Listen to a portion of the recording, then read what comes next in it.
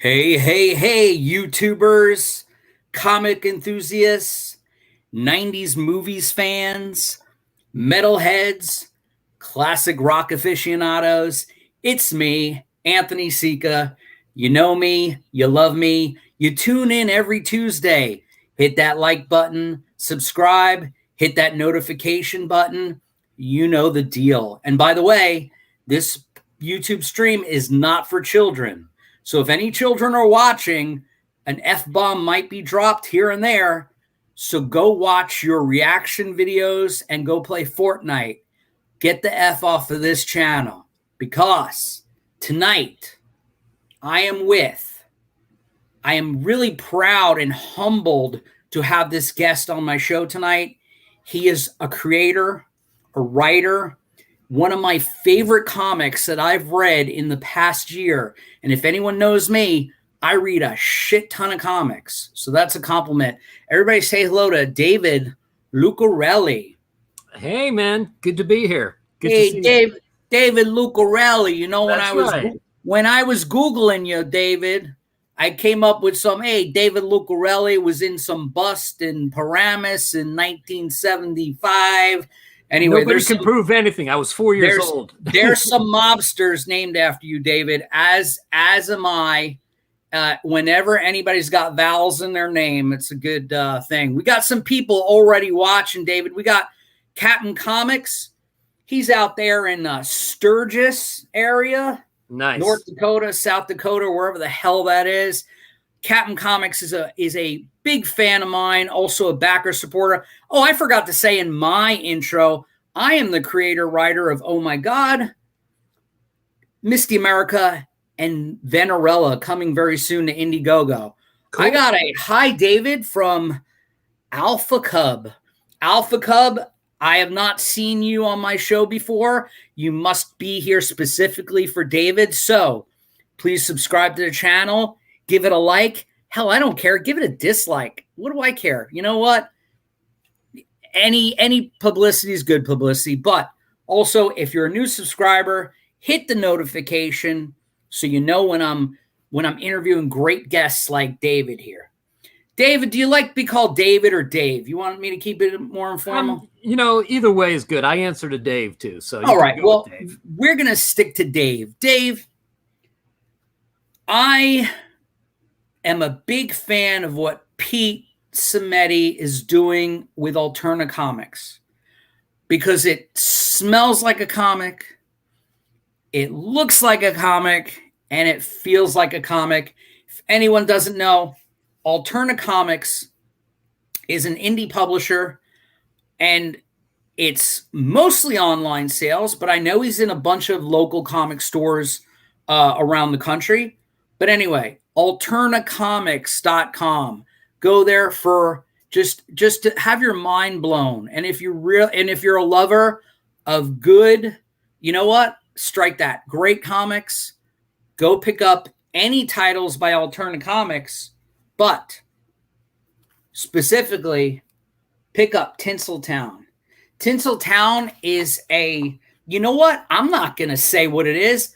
I'm going to ask the creator, writer, Dave Lucarelli, what Tinseltown is about. Give us an extended elevator pitch, Dave. All right.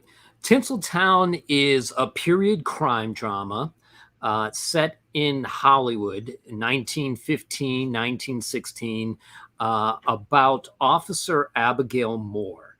And she is the daughter of a fallen police officer, and all she's ever wanted to do in her life when she grows up is to follow in her father's footsteps and become a police officer. The LAPD has a few female police officers, but their quotas have been filled. So she answers an ad in the personals to work as a quote-unquote police officer at Utopia Studios. And Utopia Studios, the job there entails her being kind of a cross between a lot security guard and somebody there to amuse and assist the tourists. But she takes the job because it's the closest thing that she can get to being a real police officer. And further on down the line, there's the promise that she might have the opportunity to become a real one. But meanwhile, she is living in Hollywood, which is a boom town. And whenever you have a boom town in a business like Hollywood that is taking off like gangbusters, you have crime.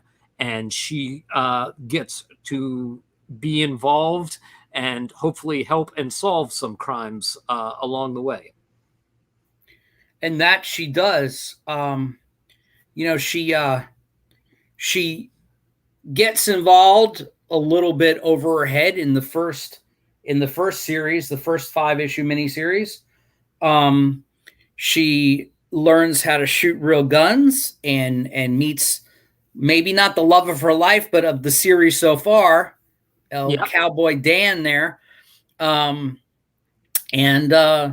She has we're not going to spoil it, but she has a friend who gets into a little trouble that she winds up trying to help out, doesn't really accomplish that. And also, what is it, Mr. Caldwell, who runs the studio? Mr. Caldwell, yeah. Caldwell, he almost gets into a little bombing accident, but she foils the plot. Yeah. And she becomes a pretty big deal. I know that when she first meets, Mrs. Redwood? Yeah. The chain smoking head of the security office there. She's always got a cigarette in her hand. And it's always kind of half lit, burning out there. I know that when she's instructed, I really like I think it's right off the bat in the first issue where they give her the uniforms and she's like, it's kind of tight, isn't it? And then later she goes to a parade and they tell her to hike up her skirt a little bit.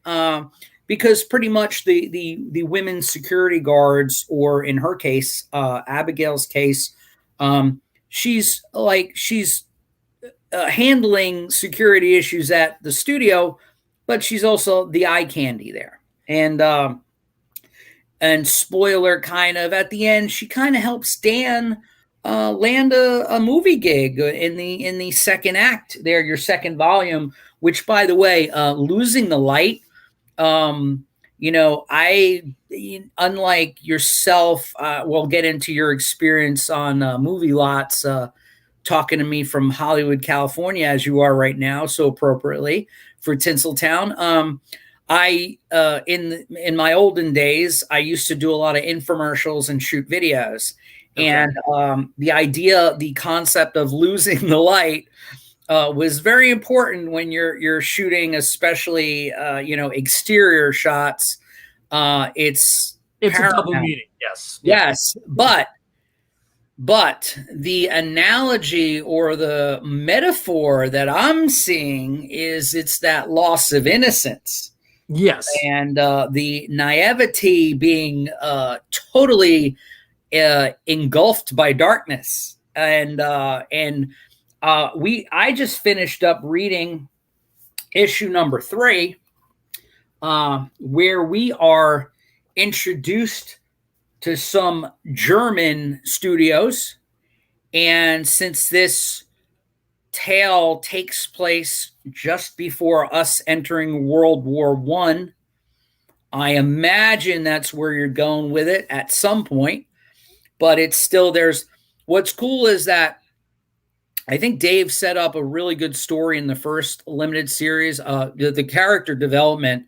I mean, I'm sorry if I sound like I'm blowing smoke up your ass, Dave, but the character development is phenomenal. I feel like, how when people and again, I got to compliment you one more time before I ask you another question.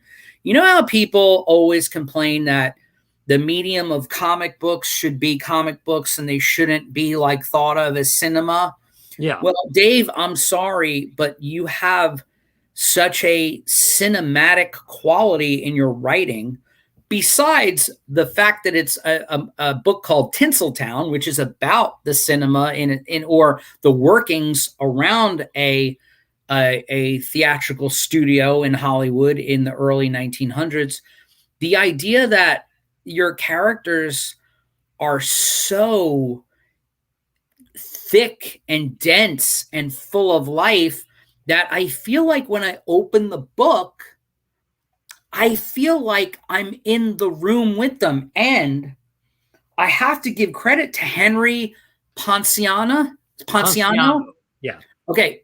Henry's art is very subtle and it's not over the top. You'll see I have Dale Keown and John Byrne and Billy Tucci and J. Scott Campbell on my walls. Okay. So I'm a guy who gravitates toward very stylized, cross-hatched, crazy superhero stuff. But I got to tell you, Henry's subtle artwork is such good storytelling that it's perfect for this book. And again, that segues into my question. How did you hook up with Henry? Is he from another country? Is he here? And also, what are the challenges if he's not here in America? What are the challenges? I'm curious about, sending scripts and emails back, and how's that work? Yeah, so Henry and I, this is actually the second project that we worked on. We did 3 graphic novels for a different indie publisher called Creator's Edge Press, called the Children's Vampire Hunting Brigade. Right, and I have that on your Etsy store pulled up. Yeah. I'll show folks how they can get that after in a little later. Yeah. So, we kind of cut our teeth together working on that. And then at a certain point, we started working on Tinseltown, which Henry uses a different, more subtle art style for, but it's full color. He does the pencils, the inks, the color all himself. And he's located in the Philippines. So, basically our process is I send him a script, usually at about 10 pages at a time. He does the equivalent to pencil roughs digitally. And then if I have any notes, I give him my notes. He makes adjustments. And then once he gets to the inking and coloring stage, if I have any changes, then I'll pay him something additional on top. But we've been working together long enough now that, we're pretty good at reading each other's minds. And, if I give him any notes at all, it's usually about something fairly subtle, like, just a slight variation in a facial expression or something like that. Is there a communication barrier? Does he speak English? No, his English is great. Okay. Yeah, he doesn't do a lot of appearances because he's a little insecure about it. But believe me, his English is way better than my. I don't. Sure. I don't speak any other languages. Right. So, but he does have a brother in Long Beach. So I'm hoping after this COVID thing is over, maybe I can get him to come out here for WonderCon or something, because we've had such a great ongoing, fruitful artistic relationship now for like 5 graphic novels essentially, that I'd love to meet him in person. What? Oh, so you've worked with him all this time and you haven't met him? No, how did you find him in the first place? Originally I had a different artist for the Children's Vampire Hunting Brigade, and he did about the first maybe 17 pages of the book, and then he fell off the face of the earth. And I got an offer from Creator's Edge Press. They wanted to publish the first 4 issues as a collection, but they wanted one consistent artist. So I hired Henry to finish the book, and then I had him go back and redo the first 17 pages. But I found him on the classified section of DeviantArt. Oh, that's what I was wondering. I wondered how you met him or found him, because I hear stories about writers and publishers and all sorts of folks just going on Instagram and DeviantArt and all kinds of stuff. So any aspiring artists, writers, inkers, colorists out there, make sure your stuff's on social media and on DeviantArt and stuff like that, because folks like Dave, he's looking there, and that's, and it's not like the old days where, you went to a con and you met someone, and that still happens. But I want to say hello to Simply Incredible Podcast out of Virginia. He is a good buddy of mine. We co-host a show on Sunday nights called the Extreme Nerd Table. Okay. And then and that's run by another guy, a guy called the Cantonese Comic Kid. He's a Vampirella nut, and he loves doing a pop culture show. And he brought Simply Incredible and I together. And you can find Simply Incredible on my channel most Tuesdays. Sometimes we do reviews of Jean-Claude Van Damme movies and things like that for fun. So I Nice. try and keep it loose here, Dave. Last week, I did a show all about the new Iron Maiden album and the new Halloween album. And the new GNR tracks, right? I'm sorry? And the new GNR tracks. Yes. Oh, yeah, I did. Yeah, we reviewed the new GNR tracks. So, it was, I'm glad you checked that out. Just, whatever floats my boat from week to week. But getting back to that, so you met Henry, you met Simply Incredible, calls us nerds, and LOL. I prefer geek, we are. Yeah. I don't care what you call me, to be honest with you. You can call me Tony Bag of Donuts for all I care. But Tinseltown, getting back to Losing the Light. You got 3 issues out. I'm going to share a screen real quick, if you don't mind. I'm going to show folks where they can check out, if you want, the new issue of Tinseltown. Go on Indiegogo, and if you don't have the link, you can Google Alterna Comics Fall Preview, Fall 2021 pre-orders. Yep. Looks like Pete and Alterna has raised $13,778, which is good. That means backers like myself, because I backed about a week or two ago, you're getting 10 issues of Alterna Comics, including issue number 4 of Tinseltown Losing the Light. You're doing 5 issues, correct, Dave? That's correct. Yeah. All right. So this is issue 4. You're getting issue 1 and 2 of Wolf and Batsy. It came out on a Wednesday, and there we go. We got Tinseltown Volume 2, number 4, Losing the Light. When is issue 5 going to be out, Dave? That's a good question. I would love to see it come out by the end of the year, but I'm not sure when issue 4 is going to come out. And I think I got you. It'll be part of whatever the next pre-order campaign Alterna has. So whenever they launch, yeah. As I said, guys, Tinseltown is amazing. I'm going to show you a couple websites before the broadcast is through. But if you want to get a good jumping on point, get issue 4 with this package, because you're getting 10 comics, okay, including Tinseltown number 4 for only $25, and then you get a trading card. And I think you just passed a perk where you get a stretch goal where everybody gets a 6x9 print. I hope I get a 6x9 print of my favorite title from Alterna, which is Tinseltown. But, I think it's a random thing. But, pick that up, and then go to Alterna Comics site.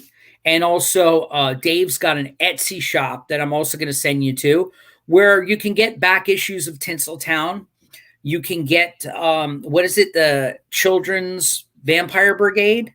Children's Vampire Hunting Brigade. Yeah. All right. I left out the hunting, but I got everything else good. So that was pretty good. Yeah. I want to pick that up too, because I do not have that. And I also need to pick up that in-between issue, that Pin Boy story from, it came out on a Wednesday. I have to pick that up. You told me about it, but I haven't picked it up yet. I say nerds lovingly. I'm a short, fat nerd, and love it, says Simply Incredible. You're not that fat, Simply Incredible. Just play more disc golf. You'll get there. Anyway, Simply Incredible is a good pal of mine. But we've been talking online for a while, Dave, before I interviewed you tonight. Dave probably thought I was stalking him, but I was really just a big fan of the book. And it really made me happy whenever I picked up. And by the way, I picked up issue 1 of the first series. to try it out because I thought the cover was so great, and I watched one of the trailers. But again, if you folks don't know, Alterna comics are printed on newsprint, and I love the smell of newsprint in the morning or anytime. But Tinseltown, the first series, I bought one issue, and then I scoured Alterna's site until I think he had like a restock, and I was able to pick up all the issues. So I bought all the issues from Pete's site, Pete Sameti's Alterna site. But I want to show real quick, if you don't mind, Dave, I want to show them your Etsy site. Yeah, absolutely. Just so they can see what they can get from you. Anyway, I asked Dave whether he was a Genesis fan, but he's under Abacab Studios.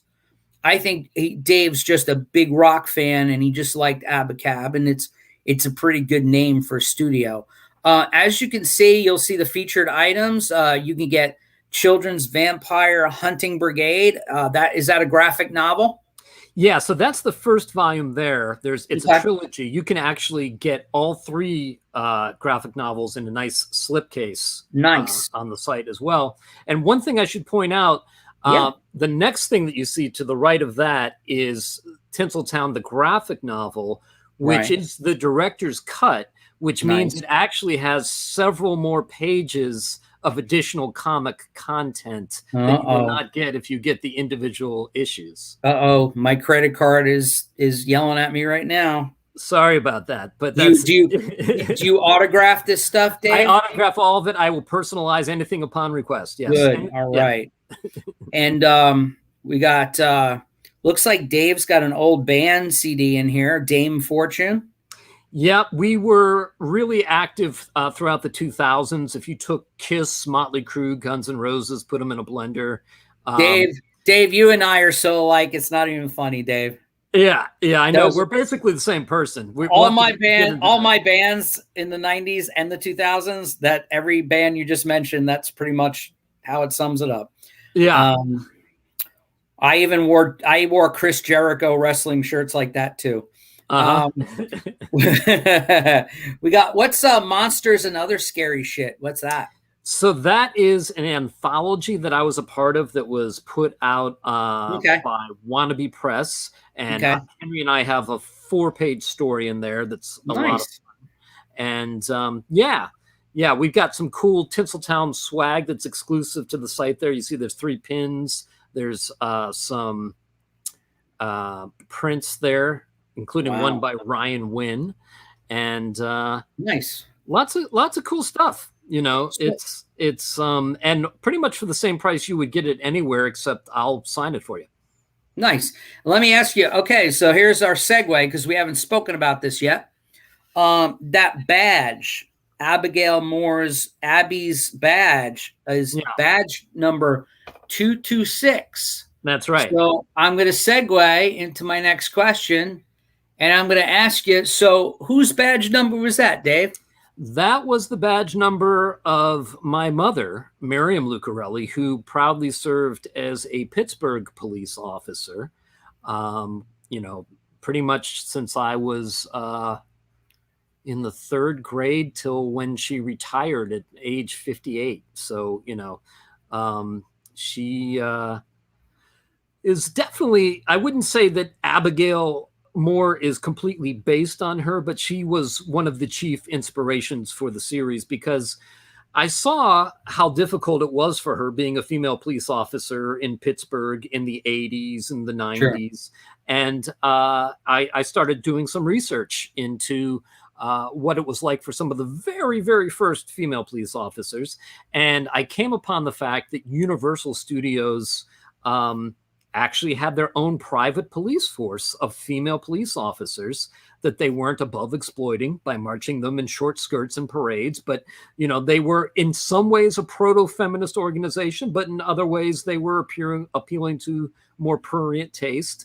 And I later found out when I was doing research for the 2nd series that they were not the only movie studio during the silent era to have female police officers exclusive to the lot. So there was another one. The guy that directed Birth of a Nation, Intolerance, D.W. Griffith, he also had female police officers on his lot. And that was, part of the reason that they did this was because you'd be hiring all of these daily extras and whatnot, and Right. they might slip off into a corner and get up to some hanky panky and stuff. And you needed somebody that was kind of matronly and whatnot to say, hey, you guys get out of there. You can't do that here. Right. But the whole studio with the fake police, so to speak, all women, again, like you said, it like I said before, they were a bit of the eye candy, but what I really like to, especially in Losing the Light, is your portrayal of the lot in the 1915, 1916, and the idea that, like, I love when she chases the purse snatcher, and they both run through the scene that's being filmed. And then when she brings them back to the office to be reprimanded, the director comes in and says, no, we love you both, and we're going to pay you because you were in the movie. It was so great. And then, just everything. It's just the authenticity of what you've brought. And like, for example, I wanted to ask you, in the beginning of Losing the Light, you talk about how popular the studio tour is. Yeah. And did they actually offer the tour, and were people seeing 20 to 25 movies being made? But then I like how you threw in, and they got a free lunch out of it. Is that true? That is historically accurate. Yes, that was part of the deal. So what were the studios getting out of that? Just good PR so that people would go see their films? Yeah, they were making some money from it, and it really was no skin off their nose because there was no sound. So, the tourists couldn't really ruin anything. Sounds like the bike chasing. Yeah, kind of.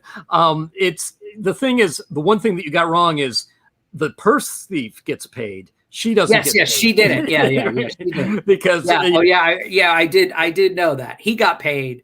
And then I believe she goes to Mr. Caldwell and says, I think crime now pays on the lot, because there's more and more shenanigans going on.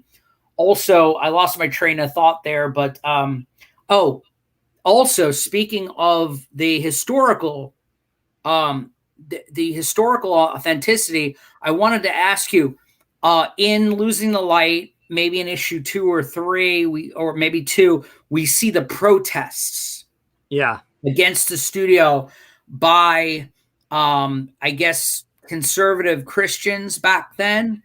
That the flickers are ruining the children, just like, ironically, we're comic creators. The same thing that they said about comics in the 50s. When they said that comics were ruining the youth of America, the flickers were being protested because of the sin that they were portraying.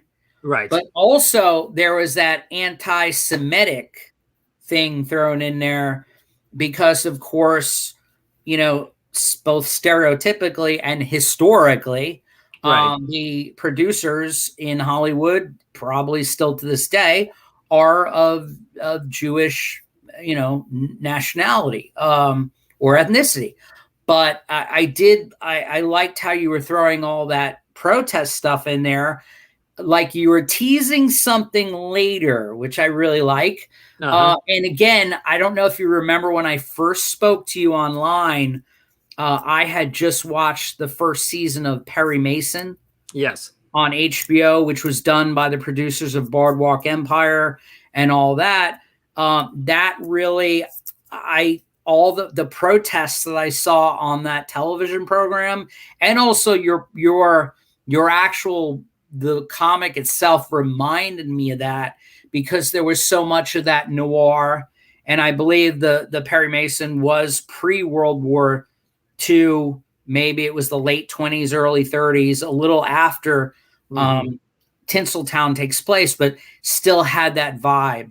And I remember the Christian, the evangelicals of the time protesting both the stuff going on and also the whole sin aspect of Hollywood back then, which is still full of sin, which you probably know.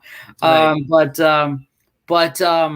I got a question, and also we have some people watching. We have some comments. If anyone wants to drop a question for Dave, please do. I'm going to hit you with another question now. We have issue 4 coming out. Right. You're going to have 5 in this series. Are you going to do another volume afterwards? Or how long do you see this story taking place? There will definitely be another volume after this one. Awesome. Because, in the back of my mind, I'm sort of thinking to myself, well, what would happen to these people after the end of this story? Right. And so I've got the 3rd volume sort of fleshed out in my mind. I know, generally speaking, what's going to happen. I'd like to keep doing them as long as people are interested in reading them. So I could see doing a 4th, a 5th, a 6th volume. I do have an end story in mind for the last Tinseltown adventure that I would get to eventually. But, I'm happy to fill in as many stories in between as I can think of. You brought up feminism earlier, proto-feminism back then. Abigail is in love with Dan, who's now a movie star on his own right. Dan is the one character I don't have pegged yet. Okay. He because he's so easygoing. Yeah. He's almost like the perfect fiance, Dave. Okay. And I'm waiting for that shoe to drop because he's super loyal. Like that starlet tried to pick him up in the last issue, and he totally, ignored her. And I'm going to get to Alpha Cub in a second. But Dan also didn't mind that she, like when they married, she wants to keep her name, which is a pretty radical idea back then, I guess. And Abigail is a really strong female character. And actually, she runs into the fire a little bit more than Dan does.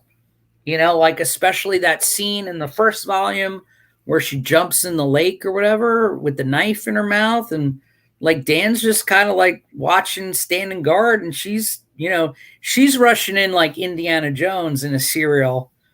And Dan's, even though Dan is a rough and rugged cowboy, he's still like, he's not really playing the hero type when she's around. So, and by the way, he's not challenged by it at all. He's just like the perfect dude. But I'm still waiting for that shoe to drop, Dave. So I'm not going to ask you for any spoilers. But Dan is an enigma to me as a character in there. Well, I think when we look at things historically, we tend to paint different characters with very broad brushes, right? And we say, oh, Dan comes from Tennessee, and Tennessee is very conservative, and so Dan has to be like this because of where he comes from, the period he comes from. But history is a lot more complicated than that. Oh, sure. And I think one of the things that I sort of tried to allude to, there's a scene in Losing the Light where Dan kind of tends to wear his hair a little bit long, not this long, but long for the period. And they called him, they said he looked like a dandy if he appeared in the movie that way. That's right. And they said, and he hasn't a perfectly reasonable explanation for why he does it and how he started doing it. And they listen to the explanation and they go, yeah, we don't really care. Okay, shave his head. Because they are molding him into the image of what they think the man's man cowboy from Tennessee should be, even though ironically that's not actually who he is. And the stylist did say, once you make a good successful film, you can do whatever you want. Right. Then you have the power to call the shots and dictate. Well, let's face it, Dave.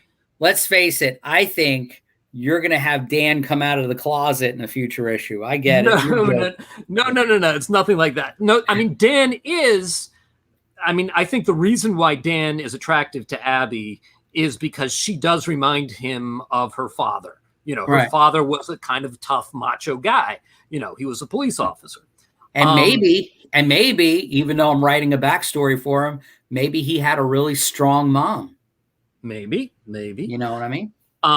But at the same time, the kinds of guys that were cowboys from Tennessee that left the farm and came out to seek their fortune in Hollywood around 1915, there was something that was lacking in their lives in Tennessee that made them go, you know what? I want to see if there's something more and something different than this life that I have in Tennessee. And I think that's where Dan is. He kind of falls between those two worlds. And I think that's why Dan and Abby are so good for each other, because they're in this crazy town that is, you know, in some ways completely amoral and unpredictable and dangerous. And yet they are each other's rock, right? They hold each other down, and they can play off each other and work together as a team. And maybe part of the reason Dan came out to Hollywood, maybe one of the things that he was looking for is a woman like Abigail, who herself breaks the mold of what was expected of a woman at the time, that he maybe wouldn't have found in Tennessee. Right. And breaking news, Dave said came out after the word Dan. So he's not gay. He's not anyway, gay. Alpha Cub says, I really dig the cool interpretations of Abigail in the back of the Tinseltown Director's Cut anthology by various artists. How did those come about? Yeah, so we had a couple of extra pages to play with in some of the individual issues of Tinseltown. So I had some artist friends of mine that were fans of the book, and I asked them to do some drawings. And then I put a couple extra ones in the Tinseltown Director's Cut graphic novel so that you get a little something more. And that's a fun one. That one there, we did sort of a parody of 80s stuff. So you have Beach Watch and Vice Nights, what Dan and Abby might look like if they were both in those TV shows in 1989. Yeah. And I will make note that they're both me and Dave's senior year of high school. That's right, because we're essentially the same person. Don't think I know. Well, we'll get into that in a second, because that's a whole weird conversation. But anyway, thank you, Alpha Cub. If you got any more questions for Dave, please throw them his way. Dave, the biggest thing that I love about the book, besides the artwork, besides the masterful, the craftsmanship that you're putting into the writing and the character development, I like the fact that when I read the book, I feel like I'm transported to 1916, 1915, the year that's taking place. What do you and you know what? And when I talk about cinema, there's not a lot of comic books that do that for me, that actually transform me into a place like a period piece. But movies do that often. Like I mentioned, Boardwalk Empire. I mentioned Perry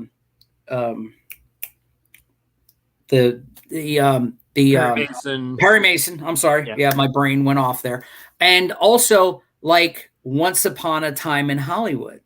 Yeah. When I watched that Tarantino movie, I actually feel like I'm living in 1969, where that took place, right. And I'm in Hollywood at the time of the Manson murders. I'm in Brad Pitt's RV with his dog or whatever, or in his bungalow with his dog. You got the Kid Cult comics and the Sergeant Fury comics on the table. Yeah. And the dog food and the TV jingles and the cars and everything. You live in Hollywood. You write Tinseltown. I have never been to Hollywood. Is there echoes of the past in different studio lots, in different movie sets, in different things that you've experienced? And have you brought any of that? And again, to reiterate, if we haven't discussed it, we talked about it in the green room. You actually work at Hollywood lots, at studios. You have Fox Studios and what, Periscope Studios, you said? Yeah. So you see where the history is, or maybe it was. Is there anything that you've taken, the lot culture that we spoke about?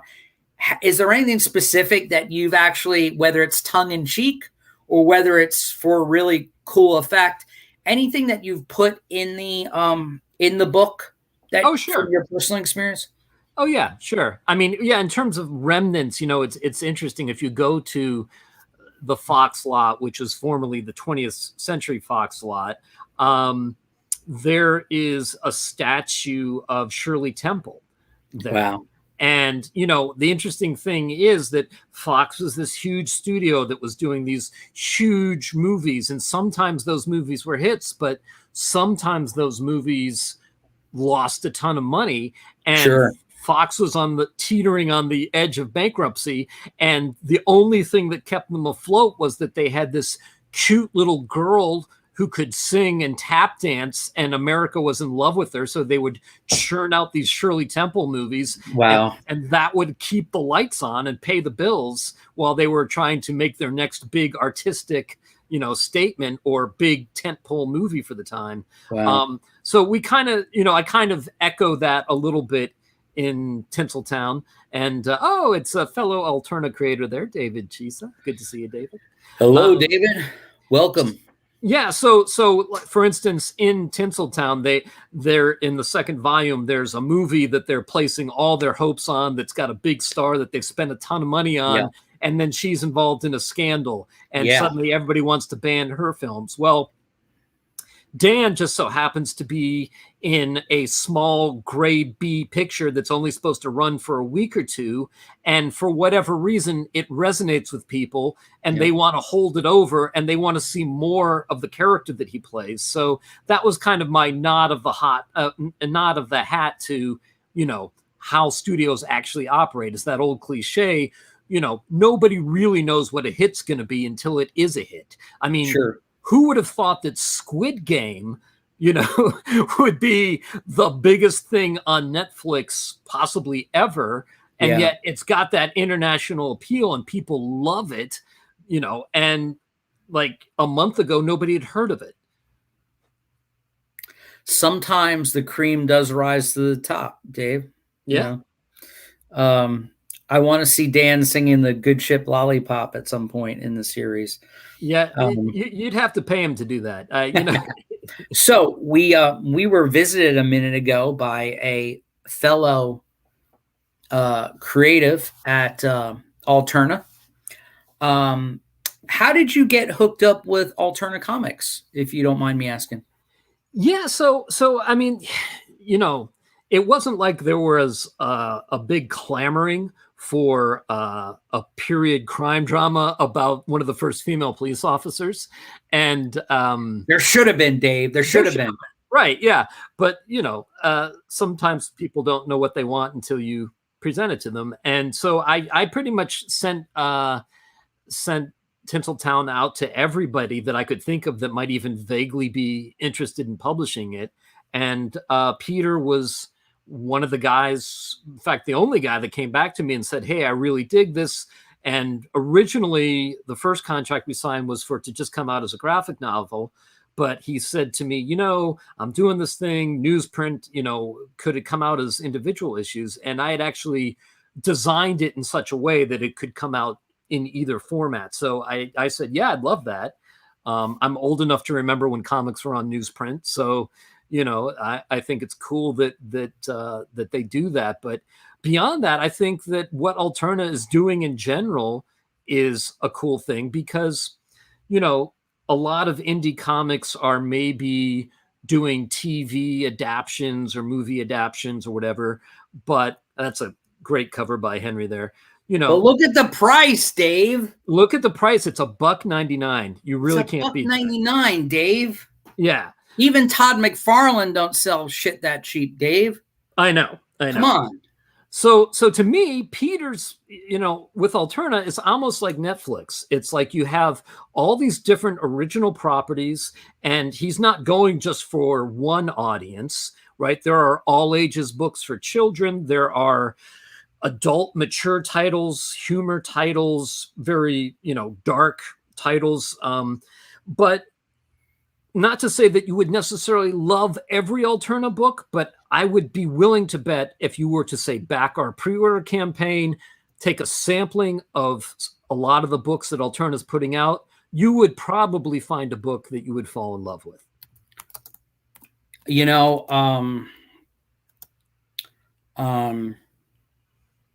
Yeah, I mean, Anthony Sika chimes in. Alterna is the future of comics. Thank you, Anthony. And let me tell you why it's the future of comics. Because it's grounded in the future and the present, yet it nods to the past. It does. And Dave and I both grew up grabbing comics off the spinner racks in delis, in truck stops, at newsstands, all that crazy shit. Oh, yeah. Shit was never in order. I remember picking up X-Men 113, where they're in Magneto's underground lava lair.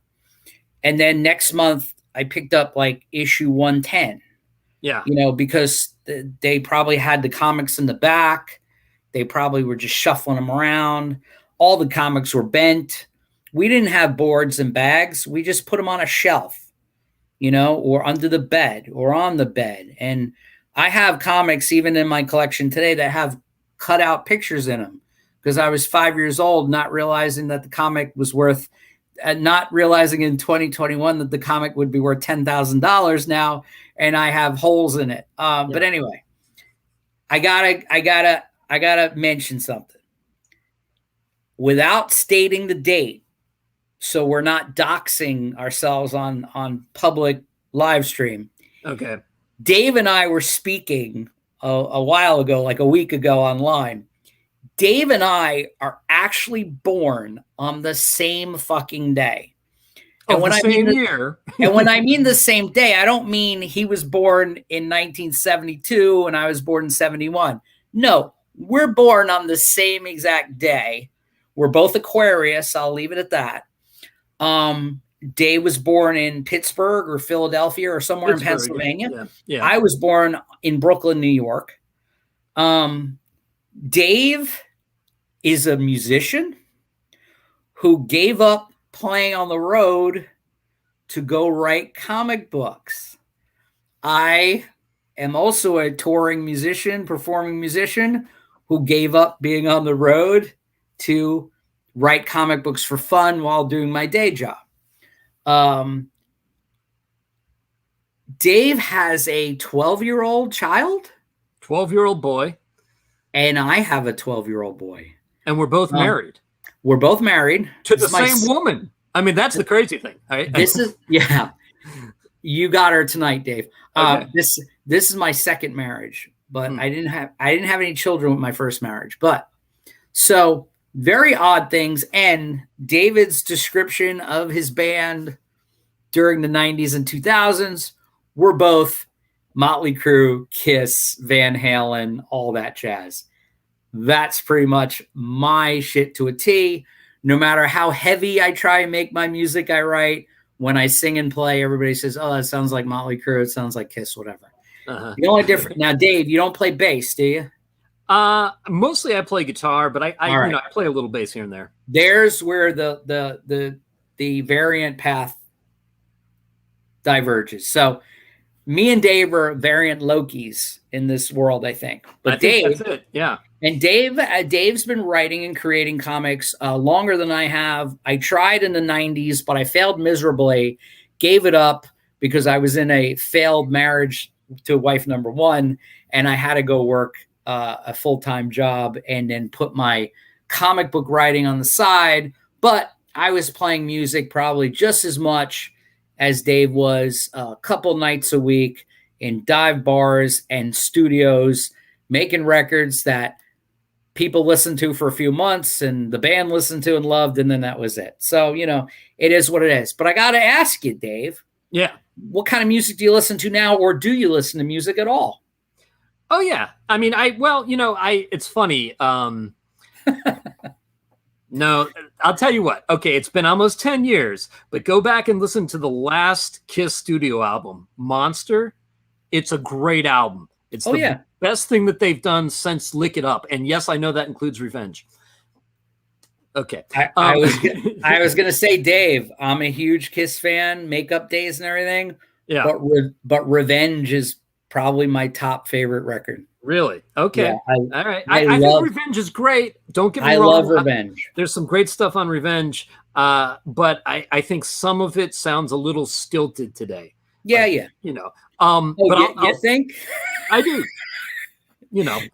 Take it off, spit. Yeah. Tough love. Okay. Yeah. It's not gonna fly in the hashtag Me Too era. But Lick It Up is a great record. I love Lick It Up. I love Dress to Kill. Yeah. Do I love The Elder? I love The Elder. I love The Elder. I don't love it, but I like it a lot. Okay. Okay. What do you think? How you like that? Hey, there's some stuff off Unmasked that's just great too. There's just some, you know what? There's gems on every Kiss record. Absolutely. There's gems. And some of them are stinkers, but what is it? Crazy, Crazy Nights. They're all good records. Who cares? Yeah. But anyway, Dave and I both graduated from high school in 1989. Yeah. So we were wearing parachute pants in 84. And listening to Prince, and then we were listening to Iron Maiden, Kiss, and Black Sabbath, and Led Zeppelin in high school, even though those bands had been broken up for 10 years. I stayed up and VHS taped the Led Zeppelin reunion at the Madison Square Garden Atlantic Records. Oh, yeah. It was them and Yes, and with Trevor Rabin, and I think Genesis played that night too, believe it or not, on that broadcast. Anyway, we digress. So, we do, but while we're on the subject, let me just say, yes. I host a podcast, sort of semi-weekly, bi-weekly, whenever we can get around to it, called Rock Album Analysts, where myself and a couple of fellow musicians, lifelong friends, former bandmates, we take in-depth looks at different rock records. Very nice. Yeah, we've gone through the entire Kiss catalog, Motley Crue, and we're almost done with Guns N' Roses. So that's good. We've got two more of those, and after that, I'm not quite sure where we're going. But Dave, I'm gonna offer my services if you're ever needing a guest. Okay. My rock knowledge is just as extensive as my comic book knowledge. Well, we'd love to have you, if not more. So just give me a topic, and if you need a guest, I'd love to chat rock and roll with you. But getting back to my question. Oh, yeah. Is there any rock music that you're digging or listening to now that maybe is not classified in the Kiss era, but maybe something new? Yeah, there is, but I'd have to do some serious digging and get back to you on what I've been, it's not like I could say, oh yes, there's all these great bands. I've actually been making a lot more music during the pandemic era. So, actually if you search for Dame Fortune, that was the name of the band. We've put out like a couple new songs, and I'm just about to drop a third new song and video very cool. The end of this month. So well, make sure you message it to me, share it with me so I can check it out. Bandmade. Oh, the Japanese. Yeah, Japanese. Yeah, actually, it's funny. A friend of mine who is the bass player in an all-gay AC/DC tribute band called AC/DC, is constantly posting stuff about Bandmade. He loves them. They're like his favorite band. So I am aware of them. Speaking of AC/DC, it's Brian Johnson's birthday today. Happy birthday, Brian. He's quite old too. Yeah. I think he's 70 something. Anyway, I must rock out to the power of Dave. Thank you, David. Gay CDC. That's They funny. are. If you're ever in LA, they actually tour around the coast and all around. So if you ever get a chance to see these guys, I mean, you don't have to be gay to go see them. I'm not, Right. whatever. But they put on such an entertaining show. It's like this glam rock, crazy theatrical show. Like if you've seen Steel Panther, it's like that, but even Yeah. more fun. And they're great musicians and they play the songs great. But they also rewrite all the lyrics to make them from a gay perspective, which actually with AC/DC doesn't really take that much rewriting. Why don't they just be a Judas Priest cover band then? Well, but actually Sebastian Bach has gotten on stage and jammed out with them too. So I bet you he has. yeah. All right. There's no monkey business on that stage. No monkey business. But yeah, I mean, I was just curious. I picked up, I think I said before, I picked up the new Maiden record. I like it. I haven't listened to Halloween in 25 years. I picked that up because Halloween has a new self-titled debut and the original singer is back. So there's 2 singers in the band and 3 guitarists. It's crazy. I don't know. I wasn't that big a fan of them, 25 years ago, but I picked it up. And as far as Hollywood, I'm a big Hollywood Motley Crue, Sleaze, Guns N' Roses, Faster Pussycat, LA Guns, all that shite. But I've been trying to expand my listening. I've been listening to some female-fronted metal bands. Okay. There's a band out there called Ginger with a J. Okay. Ginger, and they're really, really good. And there's another band called Spirit Box. And again, these are young ladies who sing like in operatic tones 1 second. Okay. And then in the middle of a bridge, they can jump to a Cookie Monster growl and then go right back. And the cool thing is it's not any studio trickery because I've seen live videos and live concerts and they just nail it all. So, there is a evolution of rock and metal and all that. I still think some of the people that set the bar, whether it be the Beatles or whether it be Black Sabbath even, sometimes I used to be a real old grumpy guy years ago, and I should have said, if metal had just stopped with Black Sabbath, that probably would have been enough. Because everything's derivative, as far as metal goes. But then as you get older, your tastes change, and I could listen to Motley Crue and then Metallica and then maybe some K-pop band. I don't know. The production of music, just like comic books, Dave, when Alterna, you said that, there was no big market for period piece Hollywood dramas about a female police officer. Right. Well, I kind of have to flip that and say, well, of course there is, because I don't know any other comic like that. Right. And again, getting back to Tinseltown, we're here with creator, writer David Lucarelli, and we went off topic for a few minutes there into rock and roll, but let's face it, Dave's got a new issue of Tinseltown that's available on Alterna Comics Indiegogo campaign, Indiegogo.com. Just type in Alterna Comics in the Indiegogo search bar, and you'll find Dave's new issue of Tinseltown. And the cool thing is, you don't have to buy every single thing. No, you can just buy Tinseltown for what, $2.99 or something like that, or $1.99. You could buy that, and once you buy one thing, then you could add on issues 1, 2 of the current miniseries and issues 1, 2, 3, 4, 5 of the previous miniseries. So you could complete your Tinseltown collection in one fell swoop, but you can only do that after you add the first book or books into your cart. And I'm not going to lie, folks, Tinseltown is addictive because I bought 2 issues from Alterna's back thing. And the very next day, first of all, the minute I got them, I read them in one sitting and then read them again and then went online immediately and ordered the rest of them. And then I stalked Dave on Twitter and said, is there an issue 4 coming out? And he said, yes. So I'm like, okay, cool. And that's how we actually started speaking. But Alterna Alterna Comics, Yeah. I will say right off the bat, I think is by far the greatest independent comic publisher out there today.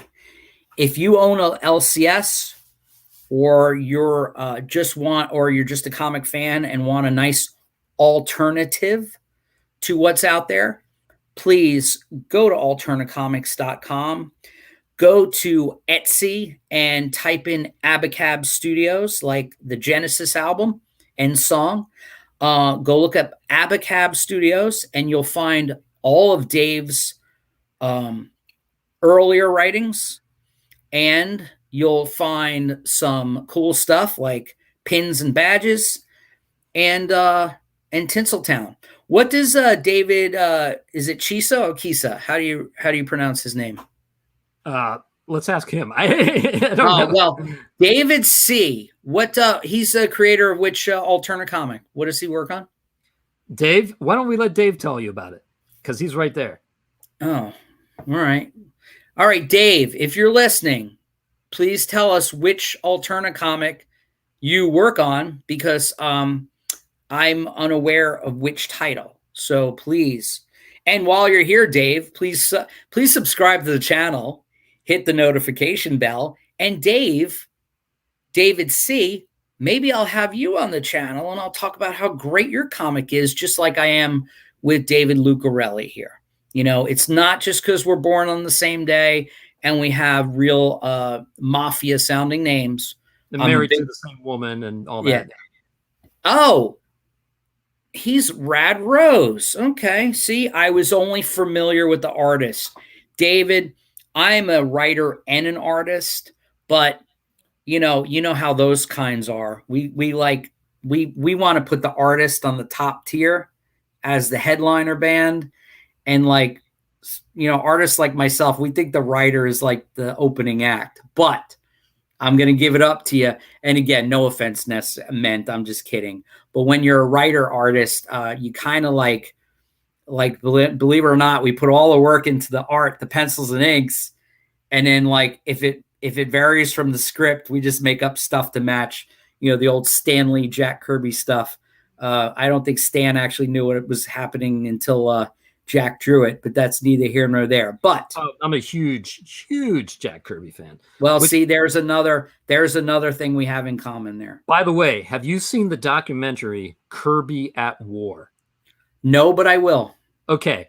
It's on Amazon Prime. Very nice. Search for it. It's only about 50 minutes long. And it is all about how him serving in World War II impacted what he went on to create in comics after that. And it's fascinating. Well, the fascinating thing mostly is that even though I don't have a number 2 pencil, let's just pretend this is a number 2 pencil and not a mechanical pencil. Jack Kirby created the entire Marvel universe with a number 2 pencil and a table and some paper. That's it, ladies and gentlemen. And guess what? Disney and at some point Warner Brothers is going to be accumulating another couple $1 billion by the time Jack Kirby's original conceptions with that number 2 pencil come to full fruition. Yeah. I mean, let's face it. I mean, even the Eternals movie coming out, whether it resembles Kirby's original conceptions or not, it doesn't matter. It's still his creation, and that in that case, his sole creation. But I mean, the amount of imagination that Jack Kirby supplied to me as a child. I know in 1976, my dad, who was a truck driver. If you say your dad was a truck driver, I have to get off this broadcast. But anyway, my dad was a truck driver, David, and he used to stop at truck stops and buy me those oversized Marvel collections, the oversized. Yeah. And he brought me home in 76, the bicentennial issue, which was all new Captain America stories drawn by Jack Kirby, who, of course, normies don't understand that him and Joe Simon, they were the original creators of Captain America. Stan Lee had nothing to do with Captain America. Right. But Kirby, man, that book. And then I remember in the 70s, Fantastic Four was okay, but it wasn't as good as the Kirby. So when Kirby wasn't at Marvel in the early 70s, they kept reprinting the Fantastic Four Kirby stuff under Marvel's Greatest Comics with the title, and it was reprinting. And I was getting those at the spinner rack on a weekly basis, thinking it was new stuff, because as a kid, as a 6-year-old, I'm not reading the bottom where the copyright says, second printing or originally printed in Fantastic Four 52 or 59 or whatever. But man, Jack Kirby, unbelievable. So I'm very glad to hear your admiration of Jack Kirby. Jack Kirby, to kids today, they look at Jack Kirby and all they see is the over-exaggeration. I don't think it's very stylized, but it's larger than life. Dynamic. It jumps off the page. It does. Jumps off the page. The other amazing thing about Kirby is not only was he so talented, but he was so prolific. Oh, yeah. I mean, he could do 5 pages a day, of comic art. And I mean, he basically invented or co-invented monster comics, romance comics.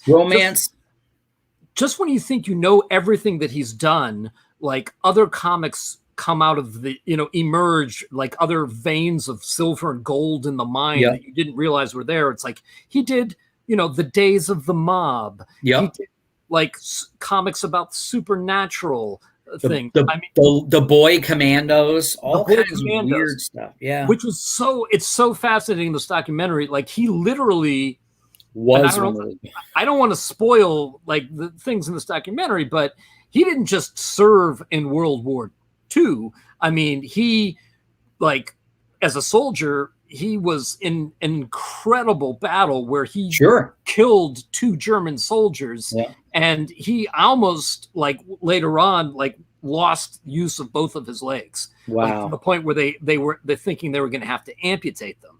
Wow. And like all this stuff, like you can see how it impacted him. I'll put it this way. Gene Simmons in the back of his solo album thanks 1 million people, but the only comic book people that he thanks are Stan Lee and Jack Kirby. Of course. And are you familiar with there's a Monster Magnet song that I think it's called Melt. In the first lines of, I was thinking the world should have cried on the day Jack Kirby died. Whoa, that's great. Yeah. And I remember it. I remember the day that he died, and I was like, it was like in Star Wars when they say there's been a great disturbance in the Force. Right. You could feel it. I mean, he was such, even when the rise of direct sales shops came out, he was right there with Captain Victory and the Galactic Rangers and Silver Star for Pacific Comics. I mean, he was at the vanguard. Dave, those comics are literally 3 feet away from me in a pile. Yeah. They're like, I have a fan letter. My first, I'm possibly only, no, actually I had 2. My first fan letter was published in an issue of Captain Victory and the Galactic Rangers. That's fantastic. Yeah. Fantastic. Pun intended. Fantastic. Yeah. We should do a stream just on Kirby love. Dude. You know what I will definitely check out that. I will definitely check out that biography. I don't have the original art because I don't know that it exists, and it would be insanely expensive if it did. But I have a photocopy from the Kirby archives from the family. Okay. Wow.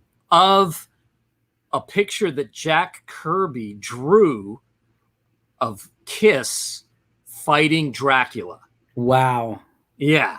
And that's amazing. It is amazing. And I think the origin of it is that it was a sketch that was done for the proposed cartoon Saturday morning Hanna-Barbera series that never happened. Yeah. I'm pretty sure that was the origin because Mark Evanier talks about being in a meeting and he saw the sketches and stuff. And it, either it was that or it was a special commission he did. But either way, it exists. Wow. That's amazing. Yeah. Well, I mean, anybody watching the stream who has no idea what we're talking about, Gene Simmons based most of his demon outfit. He took a lot from Black Bolt. Oh, yeah. With the wings, and a huge Kirby Marvel Comics Stan Lee fan. It must have been a world of delight for them when they worked with Marvel, and what was it, 76, and they were putting their blood in the ink of the comic and all that. I had like 4 copies of that, Dave. I don't have them anymore. I don't know. You get stupid and sell things when you get older, but Kirby, to me, to echo your sentiments, he's the king. He'll always be the king. And again, I will tell anybody that talks about technology, when they say, oh, I learned this computer program and I do this in Photoshop and I do this and that, and I'm a traditional artist for that kind of aesthetic. Right. I'm nowhere talented like a Kirby or a John Buscema, even if you broke both their hands. But my point is, I do what I do traditionally because I feel like I'm closer to that world. And again, no matter how much technology, CGI, all that, Kirby created, and again, I'll say seriously, and I think Dave could agree with me, Kirby created the entire Marvel universe that Disney makes billions of dollars from with a number 2 pencil, sheets of Bristol board, and a table. That's it. And his imagination. And the wonderful thing about Jack Kirby, talking about movies, Jack Kirby always expressed how much he loved the medium of comic books because he said the budget is limitless. Sure. The budget is my imagination. And, that's a wonderful thing. And again, bringing it right back to movies, David Lucarelli, the creator, writer of Tinseltown.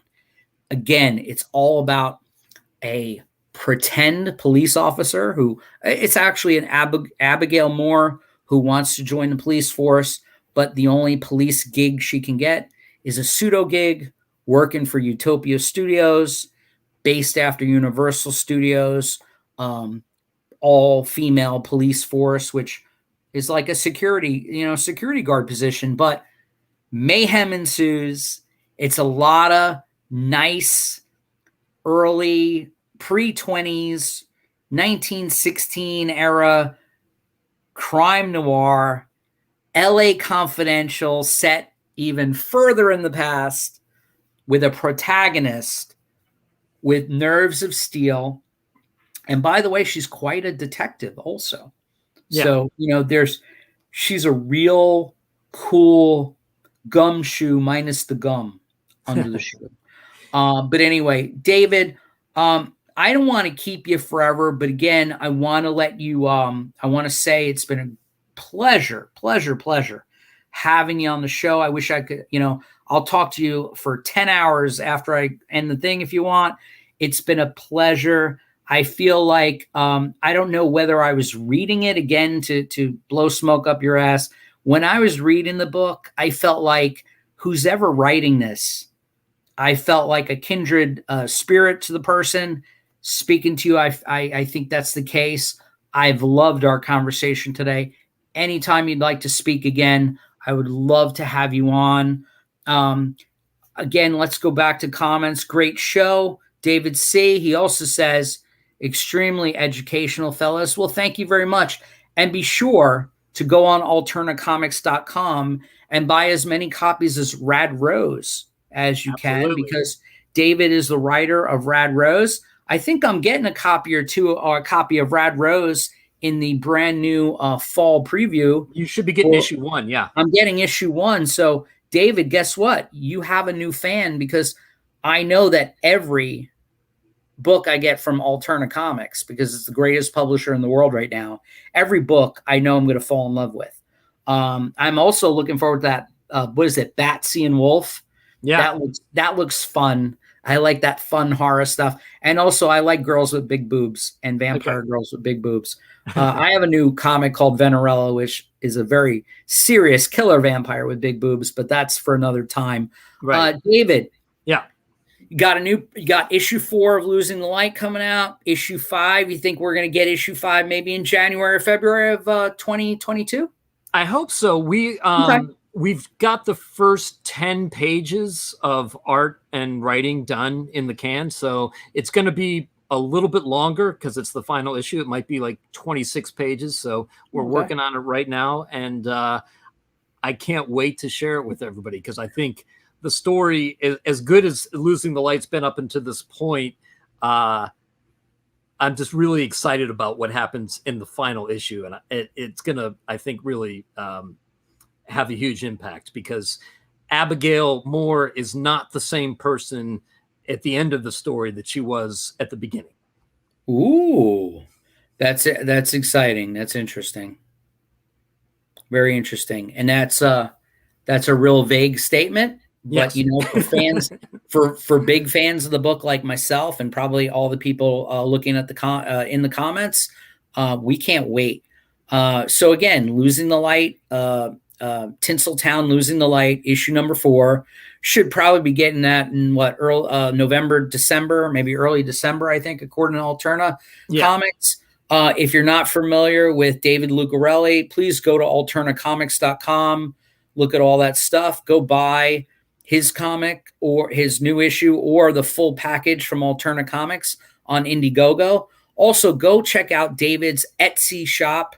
It's etsy.com/shop or .shop/Abacab Studios. So, but anyway, or just go to Etsy and type in Tinseltown or David Lucarelli, I believe, or Abacab Studios, like the Genesis song.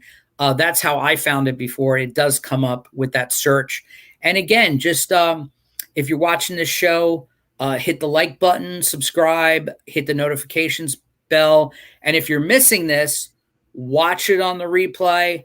And please go hit up David Lucarelli and check out his stuff and keep Alterna Comics in business. That's what I want to close with saying. All us indie creators aren't making hand over fist money, but we love what we're doing. And I have to say that that's probably the prime mover, to quote a Rush song. That's the prime mover in this venture for probably David and myself.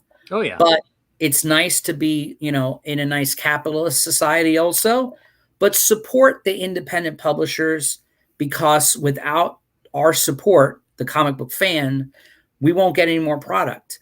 And to be honest with you, if you really love the medium of comics, and when I say comics, I mean books that you can hold in your hand and smell and touch and put on a shelf or in a long box or short box, that is the love of comics. It's not putting in a plastic slab, and it's not buying it on some digital PDF thing. And there's nothing wrong with that. But really support artists, writers, creators, support Alterna Comics, support David Lucarelli. David, it's been an honor having you on. I'm going to sign off right now. If you'd like to stay on, I wouldn't mind chatting with you for a minute. Sure. Once I end the broadcast. But from me, Anthony Sika, and my guest, David Lucarelli here, creator, writer. Oh, wait. Well, we got some more comments coming in.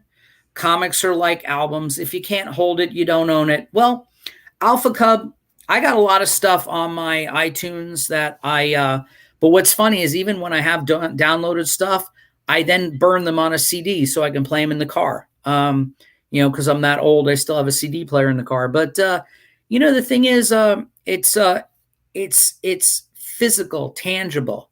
And again, when you're old like us, it also has the tactile memory. David, you're a musician, right? Oh, yeah. When you haven't picked up your guitar for 2 years, but you go to play a Rush song or a Beatles song or a Black Sabbath or a Maiden song or whatever that maybe you haven't played in 5 years, or it's one of your own compositions. What's that thing that allows you to remember how to play it? It's muscle memory. Sure. Your fingers, your body, is in tune with your mind and your spirit, and you're able to recollect that D minor chord that's in that song, or, you know, like I haven't played Comfortably Numb by Pink Floyd in 15 years, but I guarantee you if I picked up my bass right now, I could sing it and play the whole thing because I played it a million times. Yes, D minor, the saddest of all keys. That's right. and it's the same thing with comic books. When you pick up this Tinseltown and you open it up and you feel that newsprint and you smell that newsprint and you see the fade, the beautiful faded glory. You know, Faded Glory? That's a vintage comic book, my friend, from the Bronze Era. That's Faded Glory. You remember it. And guess what you remember? You remember how much you love it and why you still love it. And with that said, I'm Anthony Sika. Thank you very much for tuning in to this broadcast. And buy Tinseltown every time it comes out. Thank you, David Lucarelli. Thanks for having me, man. Good chatting with you.